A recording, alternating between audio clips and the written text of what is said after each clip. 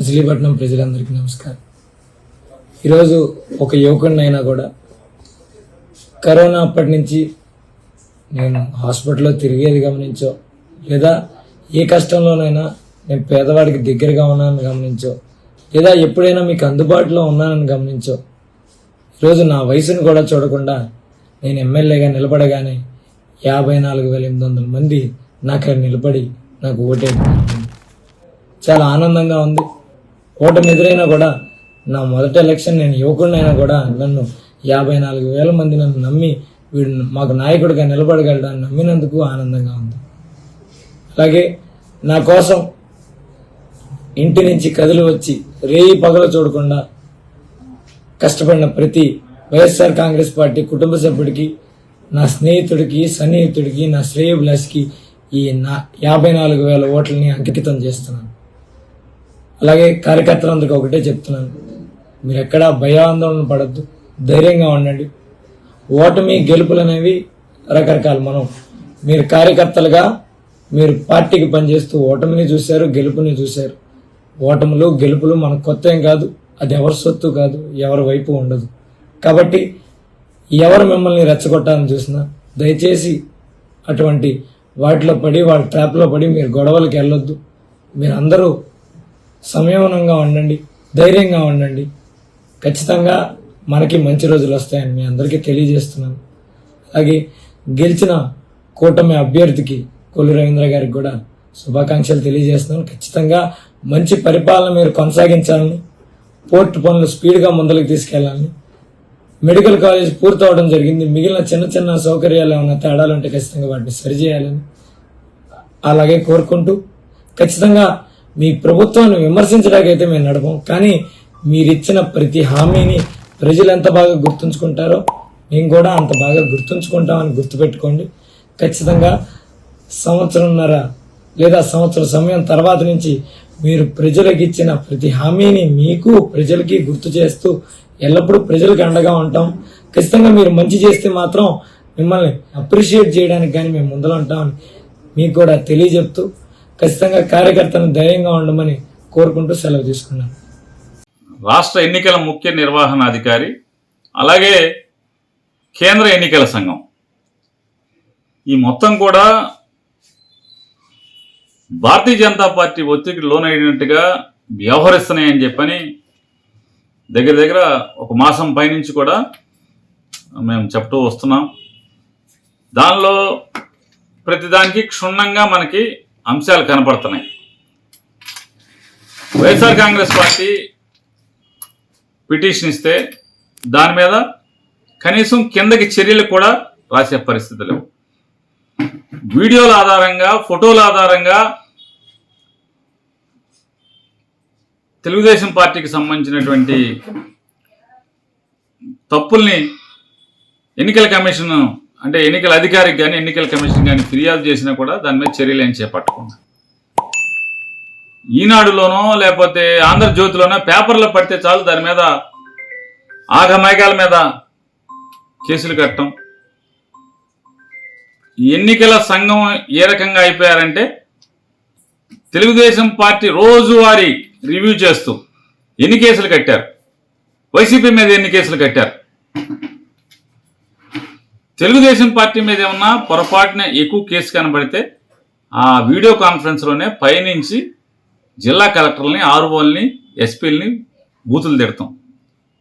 అంటే తద్వారా ఏం మెసేజ్ ఇస్తున్నారంటే మీరు వైఎస్ఆర్ కాంగ్రెస్ పార్టీ మీద మాత్రమే ఎక్కువ కేసులు కట్టండి, టీడీపీ మీద కేసులు కట్టబాకండి, భారతీయ జనతా పార్టీ మీద కేసులు కట్టబాకండి, వాళ్ళు తప్పు చేసినా కూడా అనేటువంటి సందేశాన్ని ఇస్తూ వస్తున్నారని కూడా మేము ప్రపంచానికి చెప్తూ వస్తున్నాం.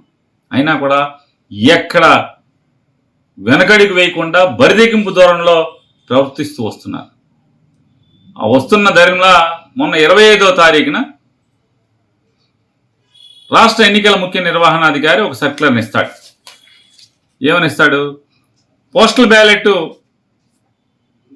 ఫెసిలిటీ సెంటర్లన్నీ కూడా ఎన్నికల విధి నిర్వహణ బాధ్యతను అప్పచెప్పిన ఉద్యోగస్తులకి ఓటు క్యాష్ చేసుకుంటాకి ఆర్ఓలే ఫెసిలిటీ సెంటర్ క్రియేట్ చేయండి, ప్రొవైడ్ చేయండి అని చెప్పి ఆయన ఒక సర్క్యులర్ ఇస్తాడు.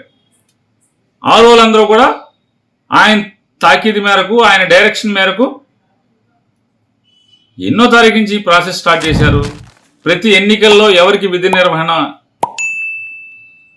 ఉత్తర్వులు వచ్చి అందుకున్నారు వాళ్ళందరూ కూడా ఏప్రిల్ మాసం 12వ తారీఖు 13వ తారీఖు నుంచో అప్లికేషన్లు పెట్టుకుంటానికి అవకాశం ఇచ్చారు. ఏప్రిల్ నెలలో అంటే వాళ్ళకి ట్రైనింగ్ స్టార్ట్ చేసిన దగ్గర నుంచి కూడా అప్లికేషన్ పెట్టుకుంటానికి ఇచ్చారు. ఈ ఫారం 12 అనేది ఎక్కడి నుంచి వచ్చింది? అసలు పోస్టల్ బ్యాలెట్ ఎక్కడి నుంచి వచ్చింది? పీపుల్స్ రిప్రజెంటేషన్ యాక్ట్ 1934లో వచ్చినటువంటి కేంద్ర ప్రభుత్వ చట్టం ద్వారా అసలు ఎన్నికలు ఎలా జరపాలి అనే దాంట్లో ప్రొసీజర్లో వచ్చినటువంటి దాంట్లో ఆ చట్టంలో పొందుపరచబడినటువంటి రూల్స్ ద్వారా వచ్చినటువంటిదే ఈ ఫారం 12A అప్లికేషన్. కానీ ఆ 12A అప్లికేషన్లో ఉద్యోగస్తుడు అతనికి ఎక్కడ ఓటు ఉంది, ఎక్కడ ఎన్నికల విధి నిర్వహణ తనకి అప్పచెప్పారో ఆ లెటర్ని జతపరుస్తూ ఓటర్ నంబరు, తనకి ఏ పోలింగ్ బూత్లో ఓటు ఉందో ఆ ఓటు సీరియల్ నంబరు, పోలింగ్ బూతు ఏ అసెంబ్లీ నియోజకవర్గంలో ఉందో ఆ వివరాలన్నీ కూడా పూర్తి చేసి ఆర్ఓ గారికి అప్లికేషన్ పెడితే వాళ్ళు తర్వాత ఫారం 13A 13B 2 ఇస్తారు, పోస్టల్ బ్యాలెట్ ఇస్తారు. ఆ పోస్టల్ బ్యాలెట్ని కాస్ట్ చేసేప్పుడు ఖచ్చితంగా ఈ వ్యక్తి ఇతనే అని చెప్పని గెజిటెడ్ అధికారి సంతకం పెట్టి స్టాంప్ వేయాలనేది పీపుల్స్ రిప్రజెంటేషన్ యాక్ట్ అనేటువంటి కేంద్ర ప్రభుత్వ చట్టంలో పొందుపరిచిన రూల్స్ ద్వారా ఏర్పడింది. అయితే గడిచిన సంవత్సరం ఆ చట్టంలోని రూల్స్ని అమెండ్ చేస్తూ చేత్తో రాసినా పర్లేదు డిజిగ్నేషన్, గెజిటెడ్ ఆఫీసర్ డిజిగ్నేషన్ అని చెప్పని రూల్స్ అమెండ్ చేసి గడిచిన సంవత్సరం కేంద్ర ఎన్నికల సంఘం ఆ రూల్స్ని అమెండ్ చేయడం జరిగింది. కానీ కొత్తగా రూల్స్కి మీరి, అంటే చట్టాన్ని కూడా మీరి, చట్టాన్ని వీళ్ళ చేతిలోకి తీసుకుని ఆంధ్రప్రదేశ్ రాష్ట్ర ఎన్నికల ముఖ్య నిర్వహణాధికారి 25వ తారీఖున స్టాంప్ వేయకపోయినా పర్లేదు, సంతకం పెట్టకపోయినా డిజిగ్నేషన్ రాయకపోయినా పర్లేదు, చేత్తో అసలు ఏమీ రాయకపోయినా పర్లేదు, మీరు స్పెసిఫిక్ సిగ్నేచర్ తీసుకోమని చెప్తున్నాడు. ఉదాహరణకు తీసుకుందాం, మచిలీపట్నంలో 4400 పైచీలకు పోస్టల్ బ్యాలెట్ని ఇష్యూ చేశారు. అంటే ఫారం 12 అప్లై చేసిన వాళ్ళు. ఈ ఫారం 12 అప్లై చేసిన వాళ్ళు మొత్తం బందరోళ్ళ కాదు, బందర్లో ఓటు ఉన్నటువంటి బందర్ అసెంబ్లీ నియోజకవర్గమే కాకుండా జిల్లాలో మిగతా 6 అసెంబ్లీ నియోజకవర్గాలు, అంటే బందర్ కృష్ణా జిల్లా మొత్తంలో ఉన్నటువంటి వాళ్ళు కాకుండా మరొక 16 జిల్లాల్లో ఉద్యోగాలు చేస్తున్నటువంటి సుమారుగా ఒక 400 మంది ఓటర్లను కూడా, అంటే ఉద్యోగస్తులు కూడా ఇక్కడ ఓటుకు అప్లై చేశారు. రాష్ట్ర వ్యాప్తంగా ఇట్లాగే జరిగింది. అనంతపురం అసెంబ్లీ నియోజకవర్గం 7000 మంది, ఒక్క అనంతపురం అసెంబ్లీ నియోజకవర్గంలో 7000 మంది పోస్టల్ బ్యాలెట్కి అప్లికేషన్ పెట్టారు, ఓటు క్యాష్ చేశారు, ఓటు వినియోగించుకున్నారు. అట్లాగే రాప్తాడు 4000 చిల్లర, కృష్ణా జిల్లా మొత్తానికి 21,000, రాజమండ్రి జిల్లాలో 15,000, ఇట్లా సుమారుగా 15 నుంచి 20, 21,000, 22,000, 23,000 చొప్పున ప్రతి జిల్లాలో ఓటు వినియోగించుకున్నారు. ఇప్పుడు కృష్ణా జిల్లా నుంచి మచిలీపట్నం నుంచి పోస్టల్ బ్యాలెట్లు 16 జిల్లాలకు వెళ్ళినాయి. 16 జిల్లాల్లో ఎన్ని అసెంబ్లీలకు వెళ్ళినాయి లెక్కేసుకుంటే సుమారుగా 500-600 నుంచి 1000 స్పెసిఫిక్ సిగ్నేచర్లు ప్రతి జిల్లా కలెక్టర్ ఆర్ఓలకి అందజేయాల్సి ఉన్నది. అంటే ఎక్కడన్నా ప్రతి బ్యాలెట్లో కూడా